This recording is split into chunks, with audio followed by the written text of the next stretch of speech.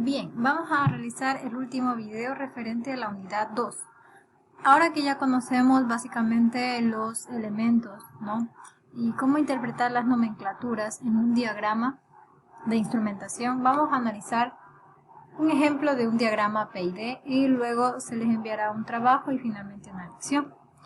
Los diagramas de lazos de control se utilizan ampliamente en la industria, presentando en una hoja toda la información necesaria para la instalación, comprobación, puesta en marcha y mantenimiento de los instrumentos, lo que facilita la reducción de costes, la integridad del lazo, la exactitud y un mantenimiento más fácil del sistema. ¿Ya? Aquí podemos ver un diagrama pequeño. Miren, PT, FT, FT, FIC, FY, donde indica, por ejemplo, PT era un transmisor de presión, un transmisor de flujo o caudal, otro transmisor de flujo y caudal, por eso están nomenclados A y B. FB es una válvula de caudal, YF se refería a, por lo general, a una variación del tiempo o la posición de un instrumento de medición del flujo, pero que se encuentra en el eje Y. Este es un sistema computacional, ¿no?, de un controlador indicador de flujo. Y bueno, acá tenemos ya un sistema con un interpretador y un controlador de corriente de flujo. ¿Se dan cuenta? Y en el proceso podemos ver todos los instrumentos que están conectados a un sistema de control. ¿Ya? Ahí podemos darnos cuenta. Ahora analicemos un pequeño ejemplo. En este proceso no sabemos, no nos dicen nada, simplemente nos dan, así nos van a presentar, nos dan, y este es bastante sencillo en realidad, nos van a dar un diagrama para poder interpretar lo que ocurre en esa planta. De partida podemos ver que esto de aquí es un intercambiador de calor, seguido de otros instrumentos que tienen unos números diferentes. Por ejemplo, todo este grupo de aquí tiene el número 301. Todos los números de acá son 101 y uno también de acá. Y todos los números de acá son 203. ¿Qué indican los números? Los números indican los lazos de control. Además, podemos darnos cuenta que aquí tenemos un lazo de control que va a entregar parte de su proceso. Acá tenemos otro lazo de control donde este elemento que está acá también va a formar parte de este lazo de control. Y los números de acá forman otro lazo de control. Si hay un intercambiador de calor, quiere decir que va a haber un calor.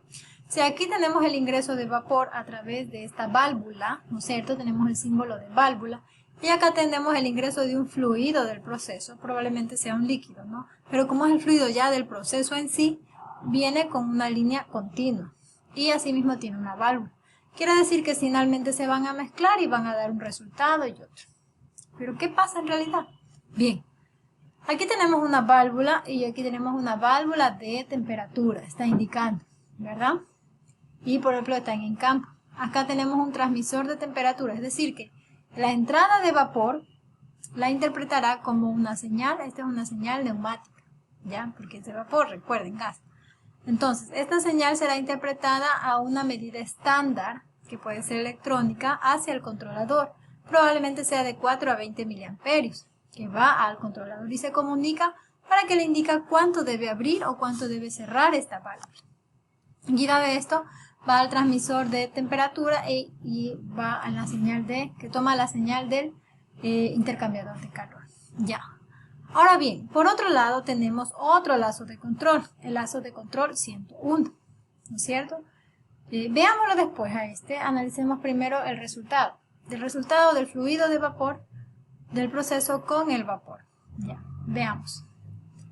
Al mezclarse los dos, yo tengo un controlador indicador de nivel, porque finalmente voy a tener un líquido caliente, por eso es un intercambiador de vapor. Entonces, cuando este ingresa, yo tengo un transmisor de nivel que detecta que le da información a este controlador indicador de nivel. Y la válvula de nivel también va a controlar la apertura o cierre de la misma. A su vez, tiene un convertidor de corriente a presión. Entonces, finalmente sabemos que va a haber un líquido y un gas que va a mezclarse y va a generar un resultado de un líquido, ¿verdad? Caliente. Pero sin embargo, la apertura y el cierre de estas válvulas debería ser en función de un valor restringido de temperatura. Entonces, si yo tengo, acá podemos visualizar este otro lazo que no analizamos, donde tenemos un medidor de pozo de temperatura, mide, esta medición es enviada por el transmisor hacia un controlador registrador de temperatura, y esta información la entrega a la válvula de temperatura que va a permitir más o menos ingreso del flujo del proceso. Si yo ingreso mayor flujo a un determinado vapor, va a quedar a cierto valor de temperatura. Si ingreso más y poco vapor, va a estar relativamente frío. Si ingreso más vapor que fluido, va a estar más caliente. Entonces eso es lo que hace este controlador.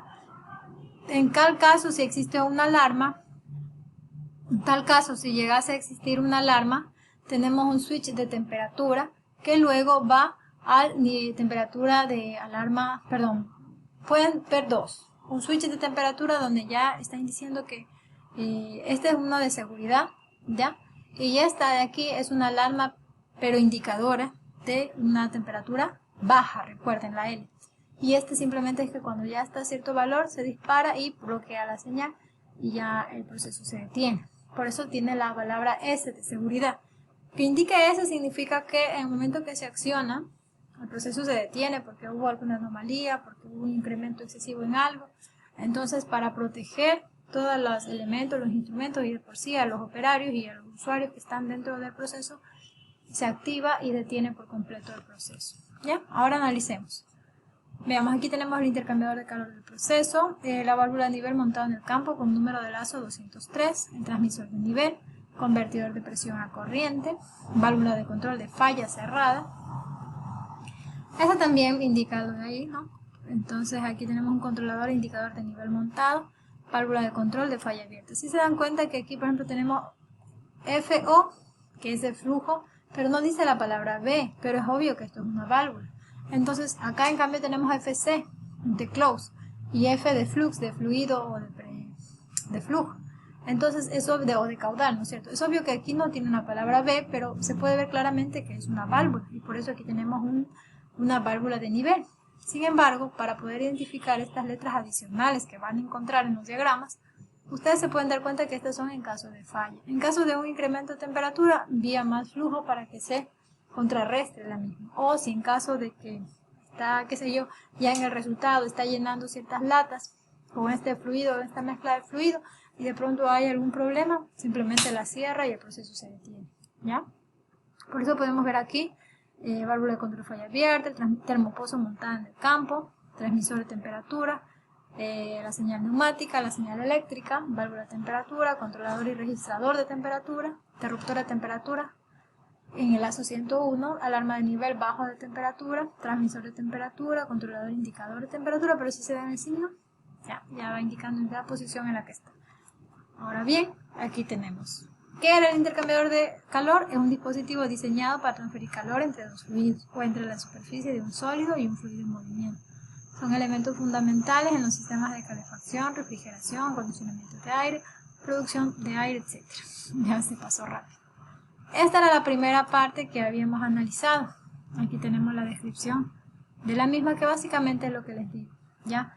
Va a intercambiar, va a censar, porque esto es un sensor, va a detectar el valor de temperatura, se lo indica al transmisor o un actuador, es aquí, ¿ya? Le da esta información al transmisor, el transmisor le da al controlador. Si la temperatura es muy alta, se activa la de emergencia. Y si es muy baja, pues solamente se activa la emergencia y se activa también la alarma de un nivel muy bajo de temperatura. ¿Ya? Este controlador, a su vez, en caso de una emergencia o de algún problema, o parte de incluso del lazo de control, va a generar que la válvula se abra o se cierre. Por eso es una válvula de falla abierta. Si llega a haber una falla, ¿qué es lo peor que puede pasar? Que la temperatura se dispare y tenga un valor demasiado alto. En tal caso, ¿cómo puedo contrarrestar? Enviando más y más ingresos de flujo del proceso. De esa manera, las temperaturas se van a mezclar y yo tendré un resultado menos caliente.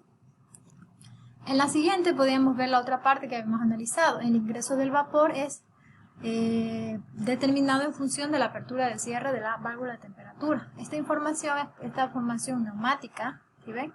Es captada por el transmisor y la envía a través de una señal ya estándar eléctrica al controlador indicador de presión de temperatura. Claro está que internamente tiene un convertidor el transmisor, que de presión a corriente, ¿ya? Y luego pues esta señal va a enviar al intercambiador de calor. Entonces de igual forma otro transmisor de temperatura está conectado a la línea de vapor para transmitirle al TIC la temperatura del vapor que se está entrando. Y esta, bueno, es la final, donde ustedes pueden leer aquí y también lo que ya les había comentado hace un momento. Y bueno, eso sería todo, chicos. Yo les voy a enviar una tarea donde va a indicar lo que tienen que hacer con respecto a un proceso, interpretación de un proceso industrial, pero del diagrama. Algo sencillo para empezar. Y ese también va a ser como una lección, ¿ya? Así que estén atentos por favor a la plataforma. Eso sería todo y les agradezco su atención.